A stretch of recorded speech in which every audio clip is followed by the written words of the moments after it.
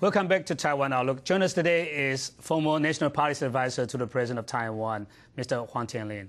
Mr. Huang, we've been talking about Taiwan's investment in China. According to some analysis, Taiwan's accumulated investment in China's market is now about $600 billion US.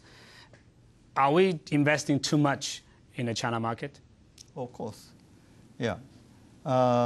If we invest in the China with maybe 1% of our GDP, it will be all right. Yeah. Yes. According to the statistics, the United States invests overseas 1% of their GDP a year. And even Japan is a little bit over 1%. Actually, we are investing 6% of our GDP into China. Okay. So that's too much. Yes. On China alone. Yeah. Okay. So I think we should have some consider this very seriously.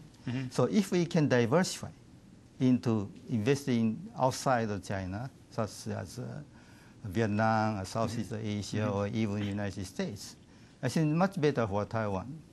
But as we know that our government has been trying to encourage our business people to invest in other countries, including Vietnam and Southeast Asian countries. But why isn't that a successful policy so far? Of course, we're not successful unless you set the restrictions On investing in China? Yes, yeah. Because we speak the same language, culture is same. So they are big and we are very small. So if just keep it as to go according to the market force, I think all of the investment will go to China instead of coming investing in Taiwan. Yeah. But there have been urges from the banking sectors. They are asking the government to allow them to open up branches, offshore banking service, so on, in the China market. Yes. How would that have influenced this kind of capital flow between the two sides? Well, that is a very serious issue. Yeah. And without banks going to China, we already invested so much. So then those companies who invest in China, they really want our banks to go over there, to set up branch or maybe subsidiary over there to finance them. Yeah. Yes. But this is because we invested too much. Yeah. Our bank actually cannot afford to finance all those companies. Yes. I have calculated. I have calculated how much. In case now we have certain banks have an office in China. Just a rep office, so they cannot do business. Okay, yeah. They are trying to upgrade. Yeah, and in case it was upgraded, if the initial capital requirement is around 500 million Chinese yuan. Yeah. But this is not enough because every banks want to have not only one branch. That's right. Maybe in Peking and in Canton and Shanghai. Take for maybe 5 branches. So it means altogether is 65 branches, and every branch try to make a loan for 12 billion renminbi. Then, according to the requirement of the BIS, so BIS means the capital adequacy ratio required by the BIS. Okay.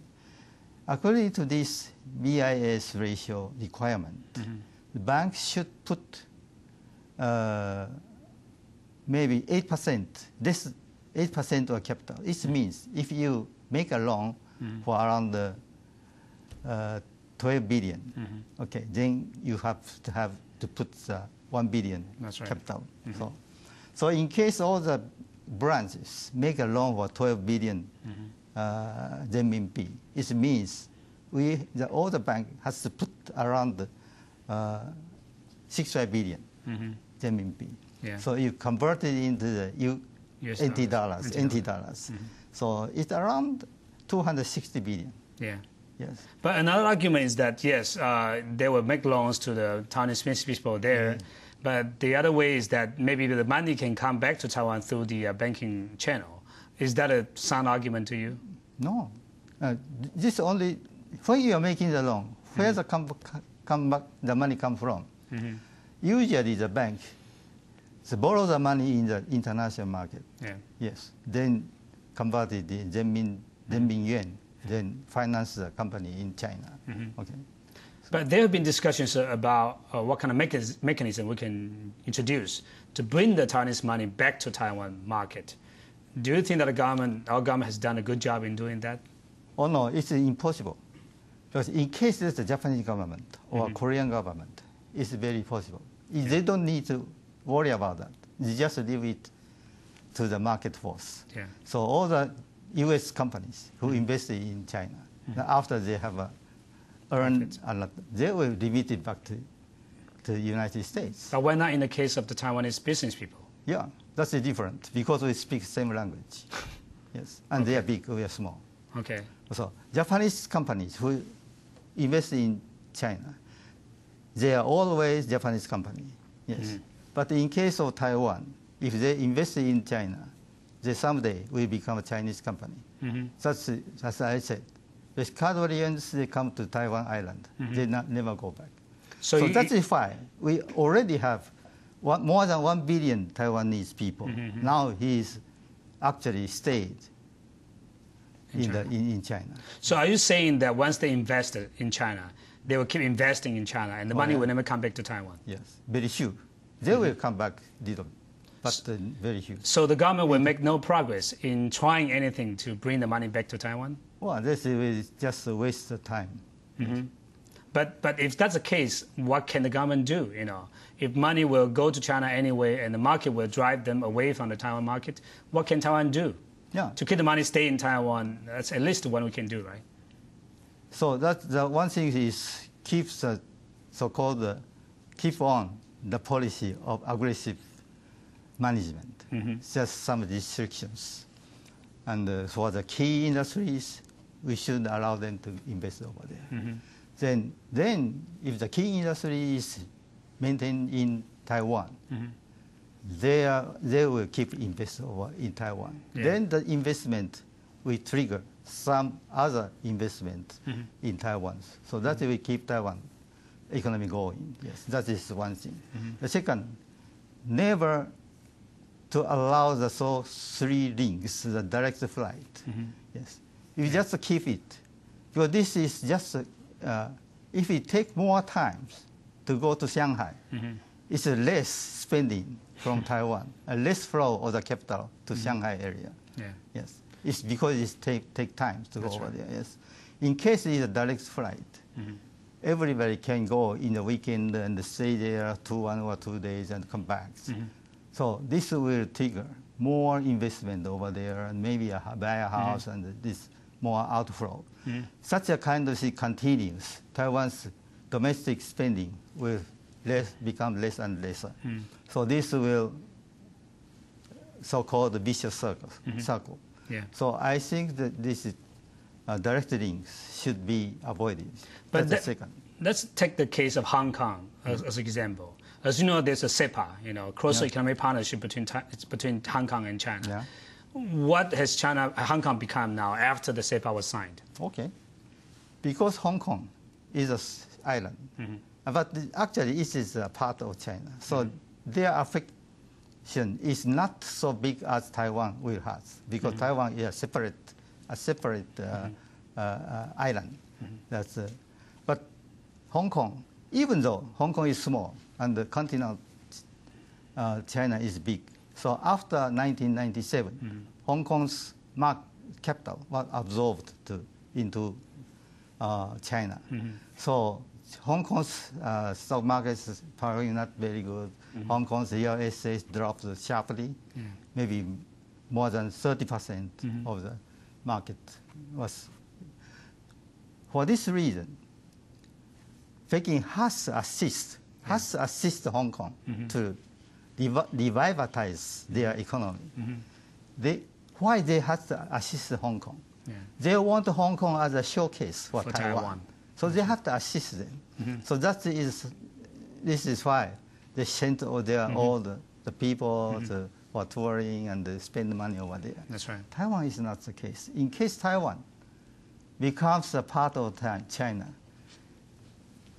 they will not do it. And they will separate with Hong Kong too. That's right. So it's because that's a one country, two systems. They will never do that. They will one country, one system. That's right. Yeah. So Hong Kong's economy now is pretty much controlled by Beijing. That's what you say. Yes. Okay. Another issue that is related to the capital flow is the so-called exchange, money exchange system between the two sides. And the government is thinking about legalize the currency exchange between Taiwan dollar and renminbi. How do you see that kind of policy change on the part of Taiwan? I also not very agree that kind of policy. Yes, actually, I oppose that kind of policy because if we legalize the renminbi to become exchangeable, then it will attract more people to keep the renminbi at their home. Yes, that means invest in renminbi. That's right. Especially in this period, renminbi is very strong, and the other United States is pushing China to devalue it. Okay, so this is a good time for people to invest in renminbi. That's right. Of course, if we legalize it, the people who can afford to invest in renminbi will earn some money. But the whole economy of Taiwan will be actually affected by too many investment in renminbi, less spending and less investment in Taiwan. This will affect our total economy. So that I said this is not the time to legalize. Yes. But the truth of the matter is that there has been underground, money exchanges already. How can we deal with this kind of underground exchanges? Because we need monitor. We need some sort of system to monitor or to control the underground exchanges, right? Underground exchange will continue to do so because even though when before 1987, we also imposed so-called foreign exchange control. At that time, Taiwan also has so-called underground exchange of the US dollars. But anyhow, if it's not legalized, they can control in a very small scales. So if we legalize, it becomes a big scale. For instance, or the drug dealing. Yes, drug. Yes, drug. If we prohibit the drug dealing, still have the drug underground drug. But if we legalize it, it will be a disaster. Even worse.